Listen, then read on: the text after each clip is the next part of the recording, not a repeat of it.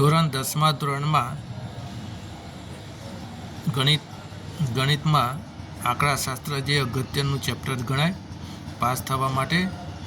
હવે એ ચેપ્ટરની અંદર વર્ગીકૃત માહિતીના મધ્યક, મધ્યસ્થ અને બહુલક શોધવાના દાખલા પૂછાતા હોય છે. તો ચલો આપણે સૌપ્રથમ વર્ગીકૃત માહિતીના મધ્યક શોધવાના દાખલા જોઈએ. એ જોતાં પહેલાં આપણે વર્ગીકૃત માહિતીના મધ્યકના સૂત્રો જોઈ લઈએ. તો અહીંયા લખેલું છે વર્ગીકૃત માહિતીના મધ્યકના સૂત્રો. એમાં 3 રીત છે. 3 રીતથી મધ્યક શોધી શકાય.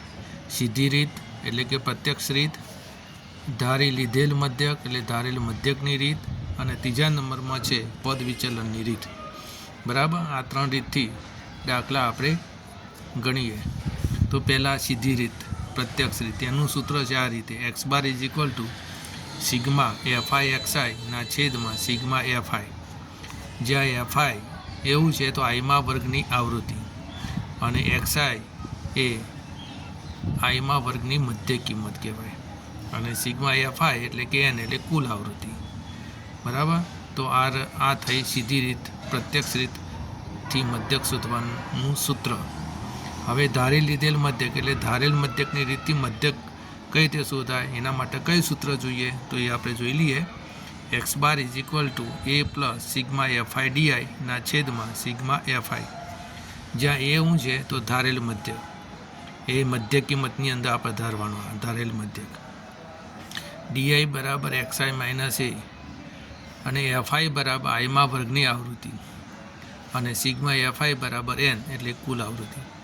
આ સૂત્રની અંદર 1 માર્ક્સની ખાલી જગ્યા પણ પૂછાય છે આ રીતે કે x bar is equal to a plus sigma F I D I ના છેદમાં સિગ્મા એફઆઈ, જ્યાં ડીઆઈ બરાબર ખાલી જગ્યા, આવું પૂછતા હોય છે. તો આપણે યાદ રાખવાનું કે DI is equal to XI minus A. એ રીતે 1 ગુણની ખાલી જગ્યા પણ પૂછાય છે. ચલો હવે ત્રીજા નંબરમાં પદ વિચલનની રીતથી મધ્યક કઈ રીતે શોધવો એના માટેનું સૂત્ર કયું તે જોઈ લઈએ. તો x bar is equal to a plus sigma FI UI ના છેદમાં સિગ્મા એફઆઈ ગુણાકાર h. સિગ્મા એટલે x bar is equal to a plus sigma FI UI ના છેદમાં સિગ્મા એફઆઈ ગુણાકાર h. જ્યાં a ધારેલ મધ્યક, એ પણ મધ્ય કિંમતની અંદર જ ધારવાનો આ, અને h બરાબર સમાન વર્ગ લંબાઈ, UI is equal to XI minus A upon h, FI is equal આઈમા વર્ગની આવૃત્તિ, અને સિગ્મા એફઆઈ એટલે એન કુલ આવૃત્તિ. હવે આ 3 રીતથી કોઈ પણ વર્ગીકૃત માહિતી માટે મધ્યક શોધવા માટે આ 3 રીતથી કોઈ પણ દાખલો ગણી શકાય. કે વર્ગ લંબાઈ સમાન આપેલી હોય તો પણ, અને વર્ગ લંબાઈ સમાન ન આપી હોય તો પણ આ 3 રીતથી દાખલો ગણી શકાય અને મધ્યક શોધી શકાય એમ. બરાબર, પણ સરળ ખાતર આપણે દાખલાની રકમ કેવી છે એના આધારિત આપણે દાખલો ગણીશું તો સીધી રીતે આપણે દાખલો સરળતાથી ગણી શકીએ. એના માટે આપણે જોઈ લઈએ. અહીંયા લખ્યું છે કે સમાન વર્ગ લંબાઈ હોય ત્યારે પદ વિચલન રીતથી મધ્યક શોધવો સરળ પડે. એટલે આ રીતથી સમાન વર્ગ લંબાઈ હોય તો આપણે ઝડપથી આપણે ગણી શકીએ એમ. બરાબર, અને જો અસમાન વર્ગ લંબાઈ હોય ત્યારે ધારી લીધેલ મધ્યકની રીતથી મધ્યક શોધવો સરળ પડે. એટલે અસમાન હોય ત્યારે આ રીતનો ઉપયોગ કરવાનો, એટલે ઝડપથી આવી શકે. અસમાન વર્ગ લંબાઈ હોય ત્યારે આપણે પદ વિચલન રીતથી પણ ગણી શકાય છે. બરાબર, પણ સરળતા ખાતર આપણે ઝડપથી ગણવા માટે આપણે ધારી લીધેલ મધ્યકની રીતથી આપણે ગણીશું. જો એક્સઆઈ અને એફઆઈની કિંમતો નાની હોય તો સીધી રીતનો ઉપયોગ કરવો, એટલે પહેલી રીત. એટલે એક્સઆઈ અને એફઆઈની કિંમતો નાની હોય તો આની મદદથી, એટલે કે આ સૂત્રની મદદથી ઝડપથી આપણે મધ્યક શોધી શકીશું.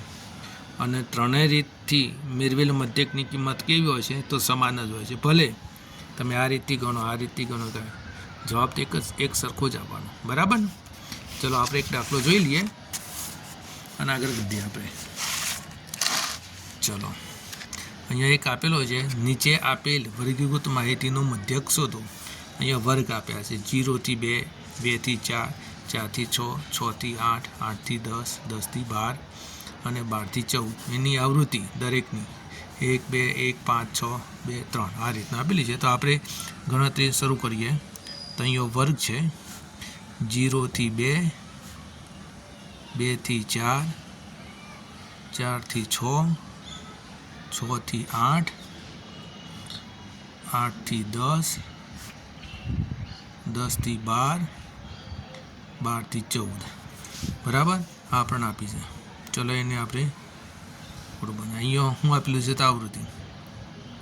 તો આવૃત્તિ દરેક વર્ગની આવૃત્તિ આપણે લખી દઈએ. આ આપેલી છે તે પ્રમાણે. બરાબર, આ લખી દીધી. બરાબર, એની હવે મધ્યક કિંમત સુધી કાઢીએ. દરેક વર્ગની મધ્યક કિંમત એને આપણે શું કહીશું? XI. એ શોધી કાઢીએ.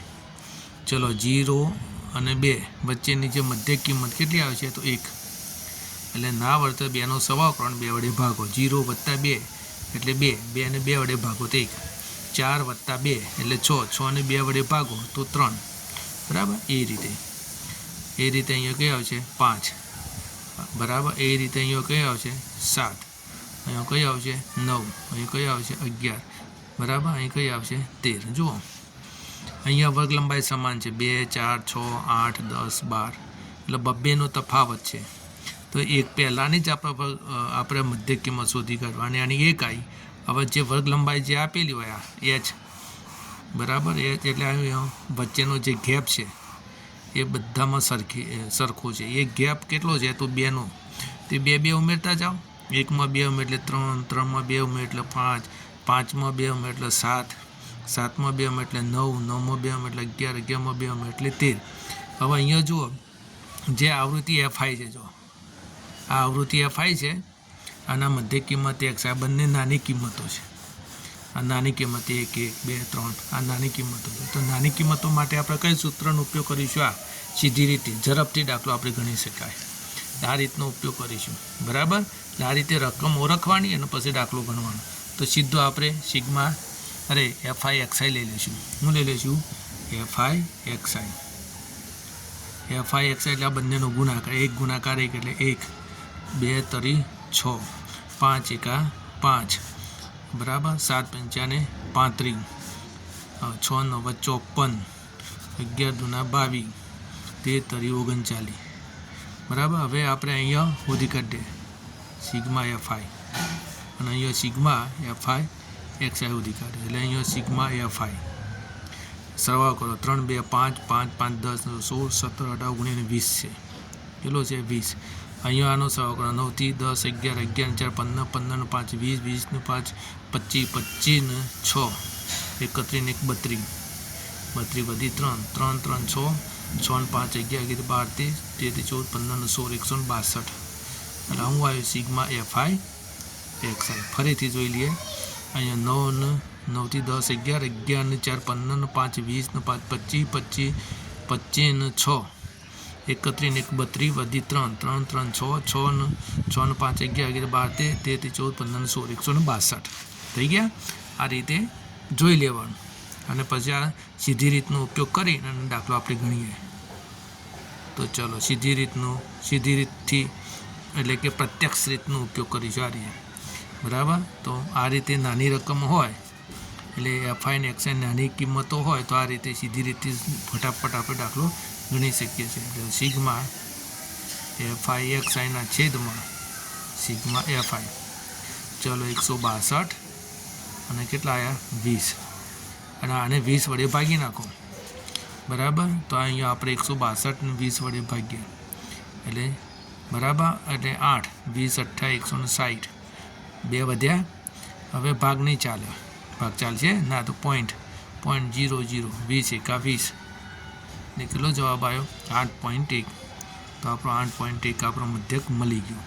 બરાબર, તો જુઓ 8.1 આપણો મધ્યક મળી ગયો. તો આ રીતે આપણે મધ્યક શોધી શકીએ છીએ. બરાબર ને? તો એક આ જવાબ આવી ગયો કમ્પ્લીટ. ચલો આ રીતે સીધી રીતનો ઉપયોગ કરીને મધ્યક શોધી શકાય. એ ક્યારે કે એફઆઈ અને એક્સઆઈની કિંમત આવી નાની હોય ત્યારે. બરાબર ને? ચલો આપણે બીજો એક દાખલો જોઈએ.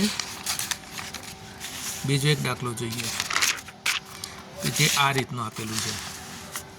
જુઓ, નીચે આપેલ વર્ગીકૃત માહિતીનું મધ્યક શોધો.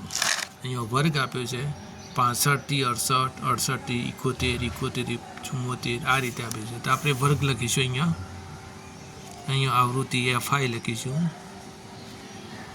બરાબર, કોઠો પાડી દઈએ. ચલો અહીંયા આપણે લખીશું 65 થી 68, 68 થી 71, 71, 74, 74 થી 77, 77 થી 80, 80 થી 83, 80 થી 83, બરાબર 83 થી 86. બરાબર, આ રીતે આપણે કોઠો પાડી દઈએ. એની કુલ આવૃત્તિ બધી છે તે લખી દે. 2, 4, 3, 8, 7, 4, 2 સિગ્મા એફઆઈ સરવાળો કહી નાખો. 4, 2, 6, 4, 2, 6 બરાબર. 4, 2, 6, 6 થી 7, 8, 9, 9, 8, 217, 17, 7 એટલે 24, 24, 25, 27, 30.